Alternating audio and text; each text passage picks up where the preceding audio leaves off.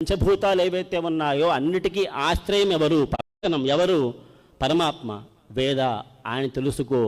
అలాగే చంద్రమాస అవి మొత్తం యోగ్నేరాయతనం అని చెప్పని పంచభూతాలు ఏవైతే ఉన్నాయో అన్నిటికీ ఆశ్రయం ఎవరు? పరమాత్మ. అలాగా ఏవైతే భోగాలు ఉన్నాయో ఇందాక చెప్పుకున్నాం మనం. భోగాలంటే ఏమిటి అంటే సుఖ దుఃఖ అన్యతర సాక్షాత్కార. సుఖం కానీ దుఃఖం కానీ ఏదో ఒకటి అనుభవించడం భోగం.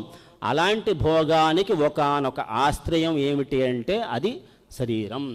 కాబట్టి మనం పుట్టాలి అంటే దానికి ఒక గర్భం కావాలి, తల్లి గర్భాన్ని ఆశ్రయించాలి, అదొక ఆయతనం.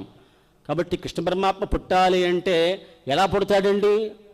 ఒక గర్భం కావాలి, దాన్ని ఎంచుకున్నాడు.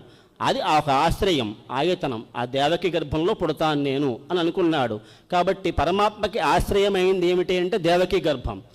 మనకి ఆశ్రయమైంది, మన జన్మకి ఆశ్రయమైంది ఏమిటి అంటే మన తల్లి గర్భం. కాబట్టి అలాగా ఏవైతే